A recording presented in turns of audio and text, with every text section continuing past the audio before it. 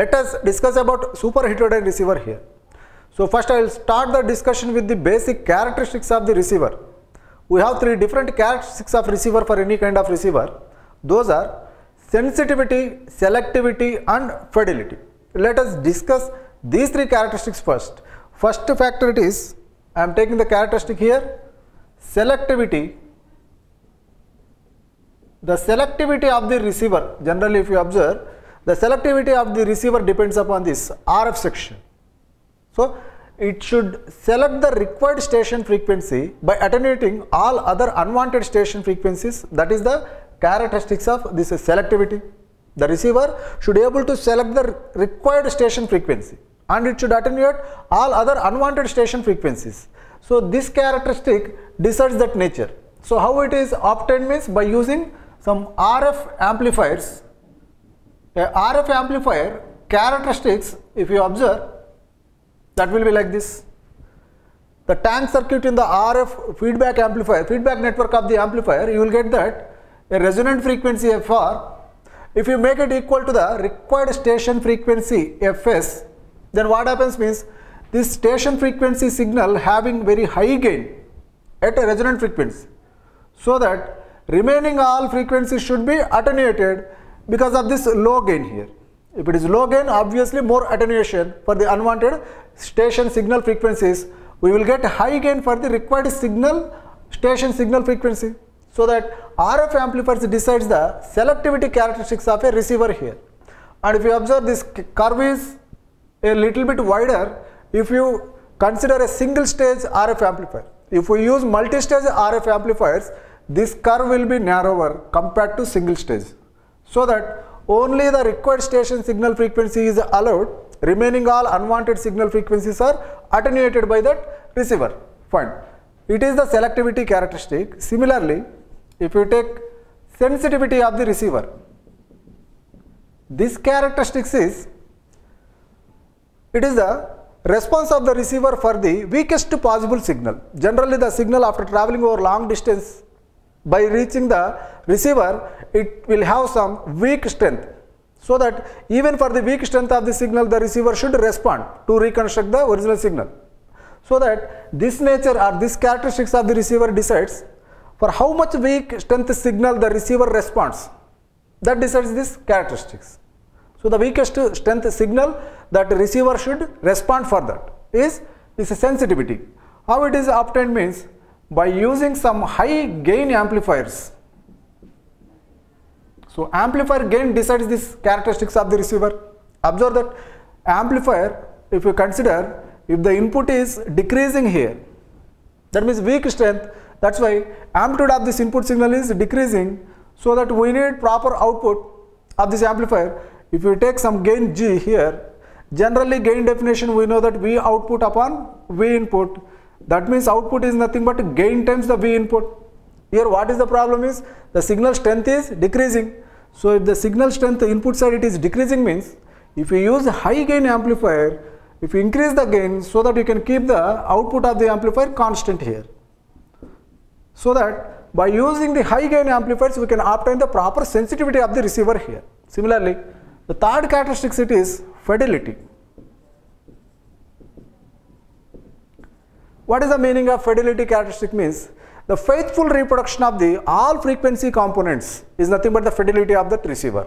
The faithful reproduction of the all frequency components without losing any other frequency components here. So that the fidelity is nothing but a faithfulness. Wi-Fi, wireless fidelity, short form. So that even wireless is there, a faithful reproduction of the frequency components there. So that this depending upon the overall performance of the receiver, we can observe this fidelity characteristics. Fine. If you see the receivers, first receiver it is tuned radio frequency receiver. This is a TRF receiver.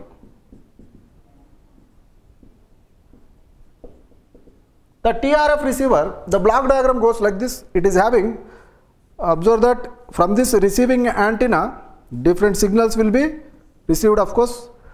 From the receiving antenna, first stage it is RF section. It uses some RF amplifiers for the proper selection of the required station signal frequencies. It is followed by a detector. or a demodulator, because the received signals are all modulated signals here. So that to reconstruct the message signal, we need to demodulate these signals. For that purpose, a detector is needed here in the receiver, and then it is followed by a power amplifier, because the signal's strength will be decreasing after traveling over long distances towards the receiver to reach the destination. So that we need some amplification of the strength of the signal after receiving. For that purpose, power amplifier is there in the ending section. After that, finally it reaches the destination here. The destination may be a speaker or computer or recorder, whatever it may be. So that the general block diagram of a TRF receiver is this one.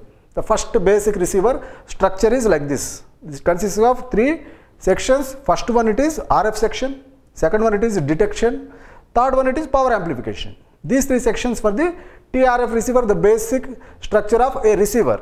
But it is having the drawbacks. A TRF receiver having the drawbacks that poor tracking of signals and instability. So variable bandwidth causes instability, so that TRF receiver is not becoming much popular here. It is slightly modified and it is named as super heterodyne receiver here. So a TRF receiver, after modification we are getting that super heterodyne receiver. What happened in the super heterodyne receiver means, before the demodulation it is included 2 sections. One is a mixer and then an IF section or an IF amplifiers are introduced in this place. So that first let us discuss this super heterodyne receiver structure here. A super heterodyne receiver, if it is using the amplitude modulation, let us see the structure of super heterodyne receiver. If the modulation case is amplitude modulation, then the structure of this super heterodyne receiver, it is having that first stage RF amplifiers, and then it is followed by a mixer, and then a mixer should have other input that is provided from a local oscillator, and then mixer followed by IF amplifiers. The IF amplifier output is applied to a detector here. The output of detector is given to a power amplifier before reaching the destination.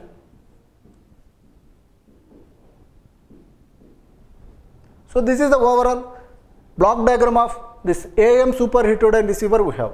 So observe the action of this super heterodyne receiver here. After receiving some different station frequencies FS1, FS2 and FS3, observe that RF section, the tuned amplifier, will take the resonant frequency of this RF amplifiers that is equal to this required station frequency. Let us take FS1. We will select or we will allow only the required station frequency FS1 here by using this RF amplifiers, and then it is followed by a mixer section which is getting this input. Here it is, let us take station frequency F suffix S here, and then the local oscillator output frequency we are having that FL, let us take. Then the mixer output, generally what happens means it can provide the 2 inputs separately, and the difference of these 2 inputs and addition of these 2 inputs.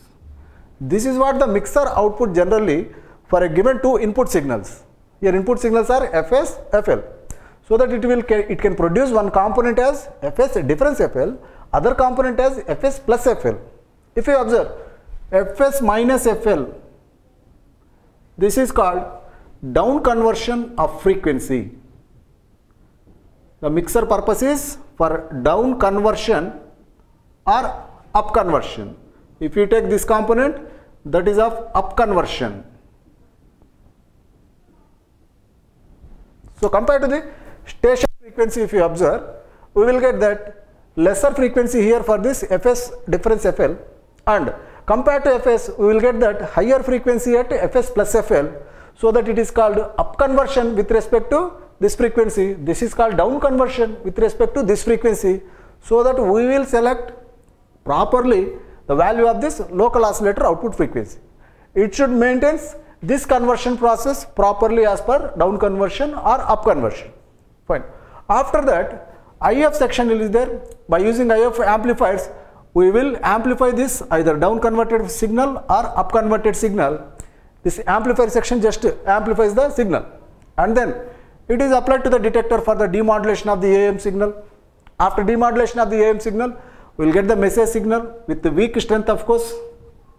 These power amplifiers increase the or boost the strength of the signal before reaching the destination. This is what the super heterodyne receiver when it is used with conventional AM modulation. Fine. If it is used with FM, or before seeing this one, we need to discuss one more parameter here, that is of image station frequency. So there will be a unwanted frequency components which are generating at this mixer section. Always there is an unwanted frequency component which is more stronger than the required station signal frequency Fs. That is of value Fs plus 2 times this intermediate frequency. So this is called image station frequency or simply image frequency. This is an unwanted signal actually. This signal is not a regular required signal. This is an unwanted signal. Of course, this is more stronger than the required station frequency. Always there is a possibility to get this image station frequency signal in the receiver. So a receiver should have that ability to reject this image station frequency signals. So receiver should reject this one, so that image rejection ratio, the parameter which describes this nature of receiver to oppose this image station signal frequencies, is nothing but IRR we are taking as, that is nothing but image rejection ratio. This image rejection ratio is given by alpha, that is equal to square root of 1 plus some intermediate ratio square multiplied by the quality factor square. Observe that Q is the quality factor that we are using here in the RF amplifiers. This Q square multiplied by some intermediate ratio. I am taking that intermediate ratio is given by the formula image station frequency this one divided by station frequency this one minus Fs upon Fsi. This is the formula for intermediate ratio which we are using in the formula of image rejection ratio here. So this image rejection ratio for a given receiver should be as high as possible, so that this unwanted image frequencies will be rejected here. Fine. If in case multi-stage amplifiers are used,